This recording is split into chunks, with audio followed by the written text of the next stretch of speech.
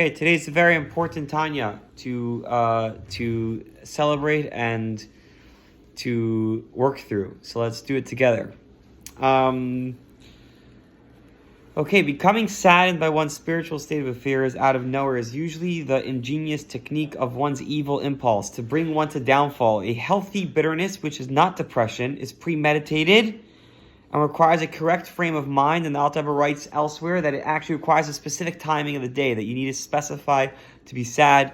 I mean, not sad, but like to be in a state of brokenness regarding what we, to recognize our lack, which would help us actually, in the correct way, would actually help us be besimcha after that. So, however, as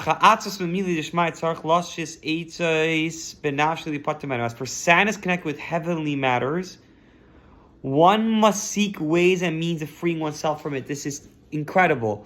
When it comes to milei d'shamaya, when it comes to matters of heaven, last night I was going to sleep, and what came to me a line from, I was personally concerned about something.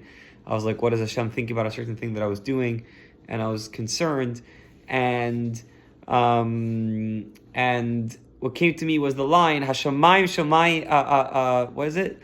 Hashemayim Shemayim la Hashem, va'aretz nosam livnei Adam. Heavenly matters let that be Hashem's cheshbon. Meaning, you have to be very careful with the way you take these what I'm about to say. Va'aretz nosam livnei Adam. Mundane matters Hashem gave to us to handle. Meaning, like, don't start making calculations for God of what He thinks of you or how He handles you. Like, let that be God's court, and for you, focus on your own avodah. But don't start thinking Hashem thinks about this like me. Hashem thinks like this about me.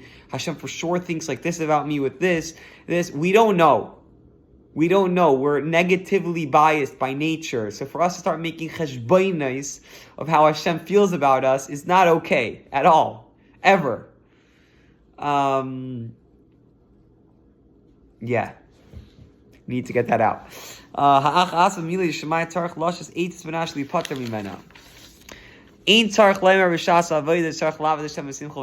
That this applies to the time of one's divine service is self-evident, for one must serve Hashem with joy and gladness of heart. But even one who is occupied in business, the derech eretz and worldly affairs,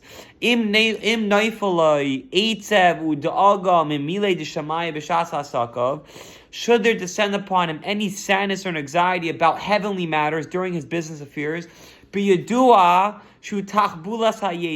is certainly a trick of the evil inclination. It is certainly a trick of the evil inclination which saddens him, in order to lure him afterwards into lusts, God forbid, as is well known. And now look. I just hopped, as I'm reading this, that this is tomorrow's Tanya.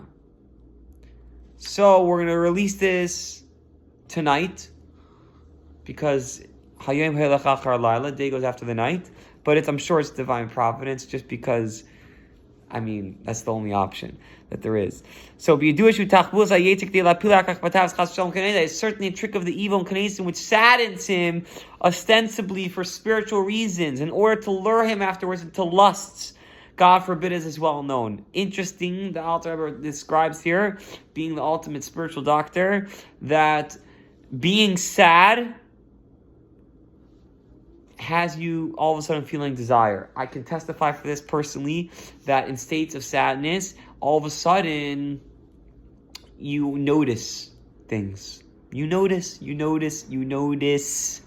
Your heart's desire is more. You notice, your Lord after your eyes much stronger. That's the fact. Hazoi is the MS. She'im loikein, ma'ayin ba layatzos hamitzvah machos avos Hashem v'yiras v'esves asakav. For if it was not that this depression is of the Yetzer Hara, from where would a genuine sadness, one that is derived from love or fear of Hashem, come to him in the midst of his business affairs? The Lubavitcher Rebbe spoke about something unbelievable. He said it's a very clear parameter. Is it inducing your service to Hashem, or is it having you do less? So if I'm in work, for example, he's out there describing here in business, right? If I'm in business and the sad thought comes to me and now I'm not able to do my work as well, Hashem wants you to work. So if you have sad thoughts that are, is it taking away from business, or is it bringing you in business? To thine own self be true. And you can ask that throughout the whole day. Is it bringing you more towards your avodas Hashem, or is it less?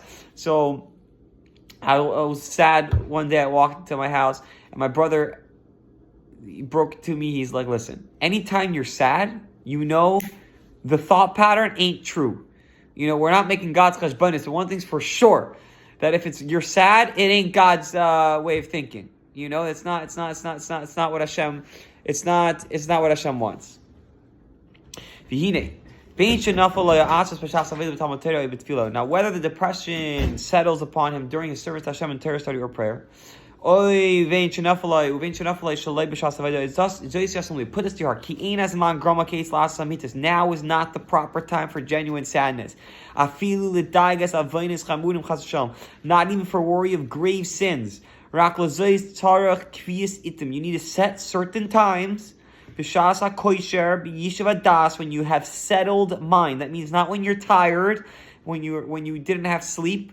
It's 6 p.m. You're like, I don't understand. Oh my God, how could I have done that? This, that. Listen, bro, eat, drink, exercise. Now is not a time to start thinking, did I do the right thing? Did I do the wrong thing?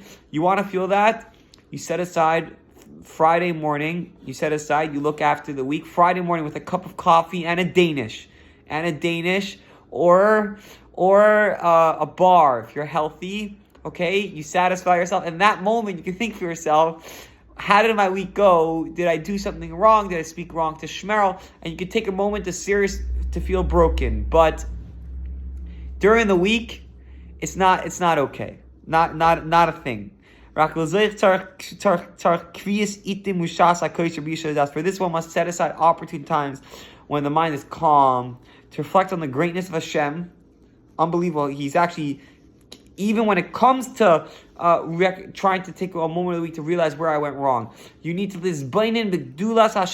start off with thinking about the greatness of Hashem.